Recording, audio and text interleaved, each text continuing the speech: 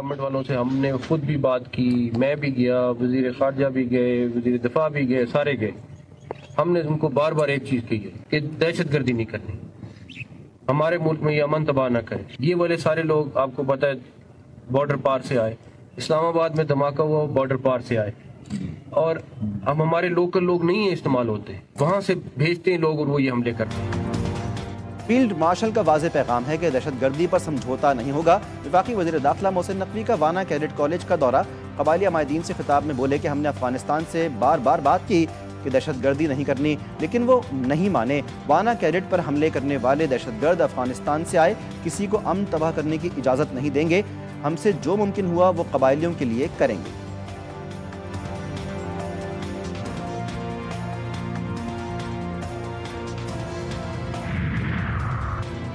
मुमलिकत के army, air force और navy act तरमीमी बिलों पर दस्तखत।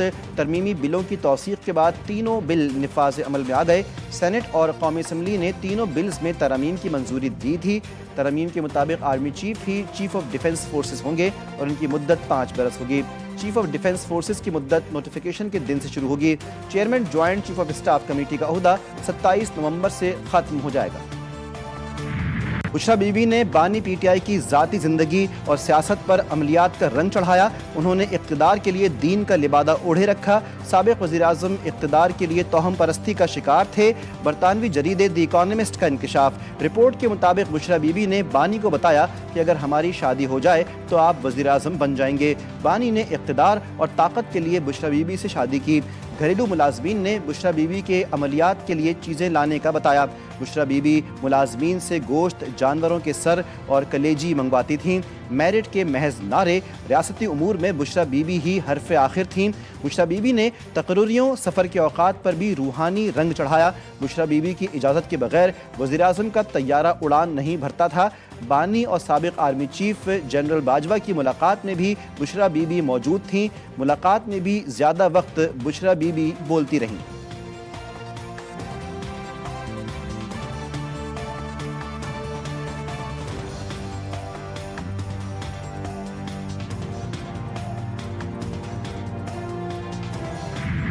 हसास इदारे के कुछ अफराद मुबैना तौर पर ऐसी मालूमात बुशरा बीबी तक पहुँचाते थे जिन्हें वो बानी पीटीआई के सामने अपनी रूहानी बसीरत से हासिल मालूमात के तौर पर पेश करती थीं। द इकॉनमिस्ट की रिपोर्ट के मुताबिक साबिक़ इंटेलिजेंस सरबरा जनरल फैज़ हमीद ने बुशरा बीबी को निहायत बारीक मगर मौसर तरीके से इस्तेमाल किया।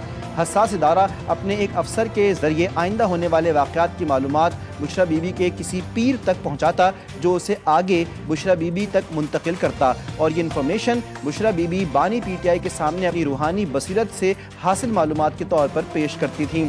जब वो पेशगोइयाँ दुरुस्त साबित होती तो बानी पीटीआई का अपनी अहलिया की बसीरत पर यकीन मजीद पक्का हो जाता।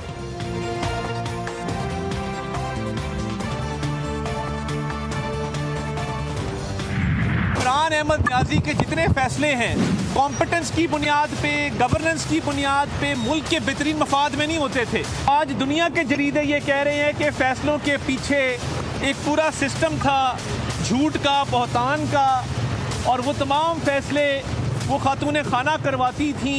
ये कौन सी दीन की तालीम थी या रूहानियत थी जिसका जिक्र इस जरीदे के अंदर हुआ है? बुशरा बीबी हुकूमती फैसलों पर असरअंदाज होती थीं। बानी के तमाम फैसले भी वही करती थीं। बुजदार को लगाने का फैसला भी बुशरा बीबी के कहने पर किया गया। ये कौन से दीन की तालीम थी जिसका जिक्र जरीदे में हुआ? वफाकी वज़ीर इत्तलात अता तारड़ की शदीद तनकीद। बोले, द इकॉनमिस्ट की रिपोर्ट में बानी की हकीकत खुलकर सामने आ गई। पीटीआई के पास इल्ज़ाम तराशी के अलावा कुछ भी नहीं।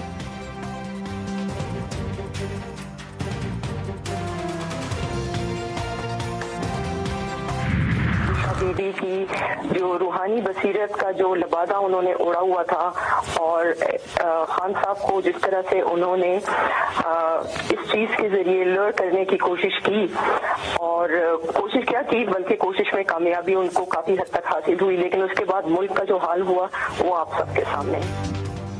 बुशरा बीबी ने रूहानी लिबादा ओढ़े रखा था।